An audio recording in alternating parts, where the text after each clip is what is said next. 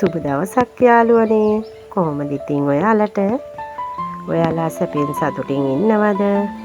ඔන්න ඉතින් මට හිතුණා අලුතින් වීඩියෝ එකක් ඔයාලා වෙනුවෙන් අරගෙන එන්න. ඉතින් මට හිතුණා ඉඩක් ලද මොහොතේ මේ වීඩියෝ එක කරන්න. හේතුව තමයි මුළු දවසේම වහිනවා. ඉතින් මට ගාඩන් එකටවත් එන්න බෑ.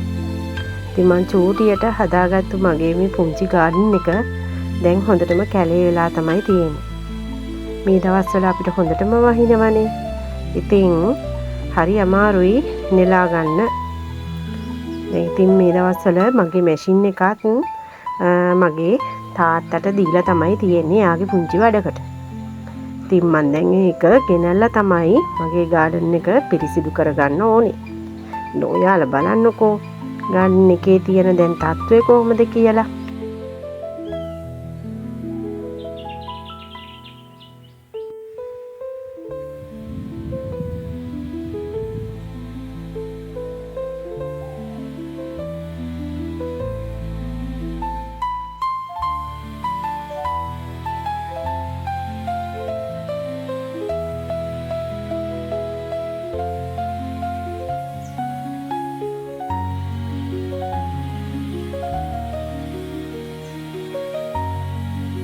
ඉතින් යාළුවනේ මම මේ ගාඩන් එක හදාගෙන තියෙන්නේ මගේ නිවස ඉදි කරන්න තියෙන මේ ඉඩ සීමාවේ තමයි.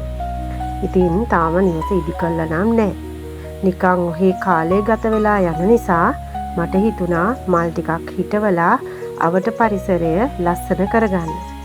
ඒ නිසා ඉඩලද හැම මොහොතකම මම ඉතින් මගේ ගාඩන් එකේ අලුත් මල් පැලයක් ඉන්දුවා.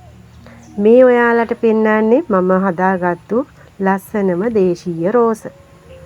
බලන්නකෝ හැම ගහකින්ම කප්පාදුවක් අවසානෙම මම මේ වගේ අතු අරගෙන පැල කරගන්නවා මෙන්න මේ පැකට් වල.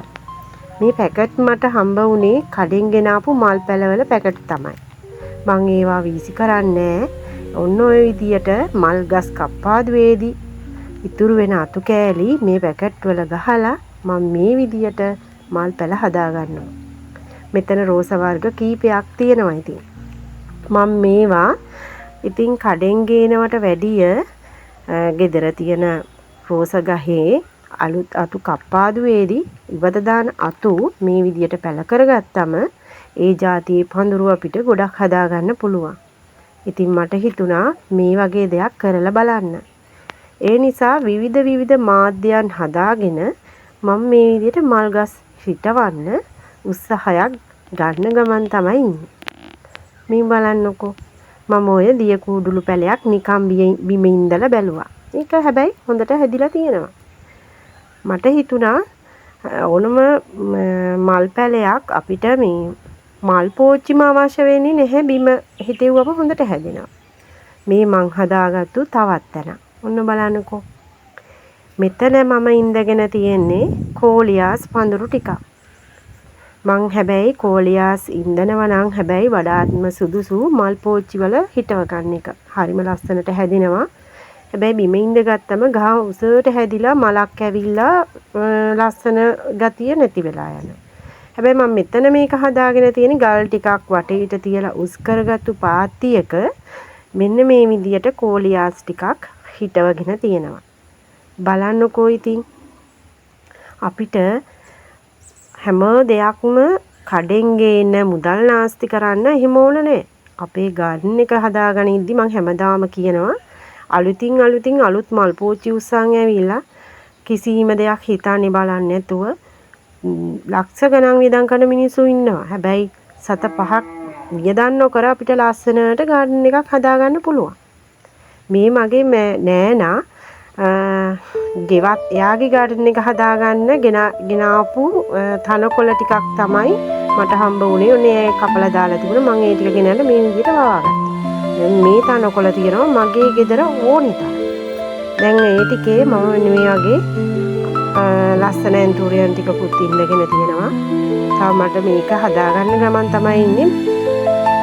ඉතින් මේ විදිහට මම මගේ ගාඩන් එක හදාගෙන තියෙනවා. දැන් ඔතනින් එහාට තියෙනවා තව පඳුරු උසු පඳුරු ටිකක් ඔයාලට පේනවද යාළුවනේ?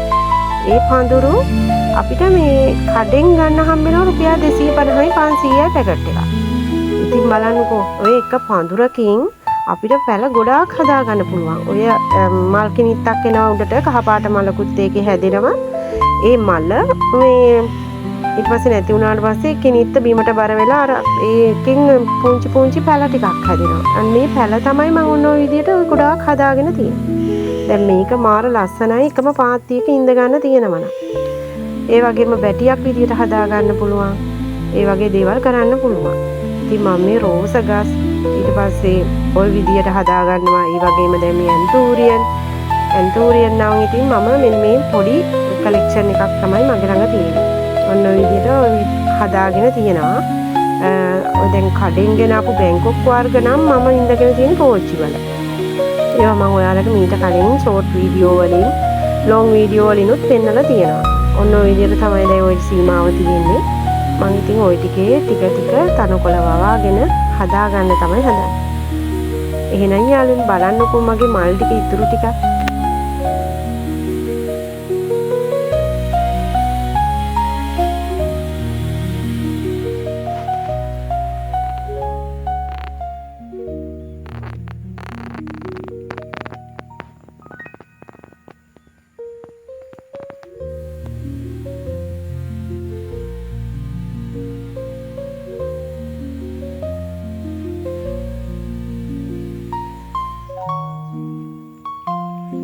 එන්නකෝ යාළුවනේ ඔයාලට චූටි දෙයක් තව පෙන්නන්න. ඔන්න මම මීට කලින් වීඩියෝ එකක පෙන්නුවා පොඩි ඕකිඩ් පඳුරු කීපයක්. මෙන්න මේ ඕකිඩ් එකේ බලන්නකෝ ලස්සන මල් ටිකක් පිපිලා තියෙනවා දැක්කා. හරිම ලස්සනයි නේද? බලන්නකෝ. මම මේ මල් ගහ ළඟට ඇවිල්ලා හැමදාම කියනවා අතක ගානේ මලක් දෙන්න අනේ මලක් දෙන්න. හැබැයි මල් ගසුත් අපි කියන දේවල් අහන බව තේරුණා. ඒකේ මලක් ඇවිල්ලා තියෙනවා දැක්කහම. බලන්නකෝ. මෙන්න මේ ටිකෙන් මම මෙන්න මේ පිලෝ වර්ගය හදාගෙන තියෙනවා. ඔයාලට කලිනොත් මම මේ පිලෝ වර්ගය පෙන්නලා තියෙනවා. මේකට කියන නම මන් දන්නේ නැහැ. මම මේකෙන් ගොඩාක් පැල හදාගෙන තියෙනවා. ඔය වර්ගය ওই විදියට පෝච්චි වල හදාගත්තම අපිට ඉන්ඩෝ ප්ලාන්ට් එකක් විදියටත් ලස්සනට ගේ ඇතුලේ තියාගන්න පුළුවන්. ඒත් යාළුවනේ මට නම් ඉතින් තාම මගේ නිවහන හදාගෙන නැති නිසා මට මේ වගේ ලස්සනට ඉන්ඩෝ ප්ලාන්ට් එකක් විදියට නම් මේ ප්ලාන්ට් තියාගන්න පුළුවන් වෙන්නේ නැහැ. ඉතින් ඒක මගේ ලොකු හීනයක්. ඉදිරියේදී බලමුකෝ ඒ හීනේ හැබෑ කරගන්න පුළුවන් වේද කියලා. මම මෙන්න මේ ඔයාලට පෙන ග්‍රවුන්ඩ් ඕකිඩ් වර්ගය කහ පාට එකක්. මේකේ ගොඩාක් මල් කිනිති ඇවිල්ලා තියෙනවා. මේ මෙතනක් තියෙන්නේ කහ පාට. මගේ ළඟ තියෙන මේ හැම මල් වර්ගයක්ම පෝර විදියට මම පාවිච්චි කරන්නේ ගොම පෝර. මම කවදාවත් පෝර ගෙනල්ලා දාන්නේ නැහැ. දැන් සමහරක් පෝර වර්ග තියෙනවා මල් එන, ගහ හැදෙන ඒ වගේ පෝර වර්ග. යාරමිලා ටාගට් එක, යාරමිලා කම්ප්ලෙක්ස් එක, ඊට පස්සේ තව තියෙනවා මේවට දැන් ඔය ක්‍රොමි හානි වදුරු වෙනකොට ඒවට ස්ප්‍රේ කරන්න ඕන පෝර වර්ග. ඉතින් මම ඒ කිසි දෙයක් පාවිච්චි කරන්නේ නැහැ. මම ඉතින් පාවිච්චි කරන්නේ ගොම පෝර තමයි. මම අර ඔයාලට පඳුරු වර්ගයක් ගැන කිව්වේ. අන්න බලන්නකෝ මේ පඳුරු වලින් මෙන්න මේ පැල ඇවිල්ලා තියෙනවා. මේක කිනිත්තක් වගේ තමයි අත්ත නැමෙන්නේ. ඔන්න එකෙන් ගලව ගත්ත පැලයක් තමයි තියෙන්නේ. මේක ගොඩාක් අපිට ඕනනම් කඩෙන් ගේන ඔය පොඩි අර ඉටි කවර කියන්නේ පැකට් ගෙනල්ලා අපිට මේ පොඩි ගාණක් වුණොත් හොයාගන්න පැල බිස්නස් එකක් වුණොත් පටන් ගන්න පුළුවන් මෙන්න මේ පැල වර්ගය හදාගන්න. එහෙනම් යාළුවනේ තවත් අලුත් වීඩියෝ එකකින් හමු වෙන බලාපොරොත්තු ඇතුව ඔයාලගෙන් මම සමුගන්නම්. මේ වීඩියෝ එකේ ඉතිරි කොටසත් එක්ක නැවත හමු වෙමු.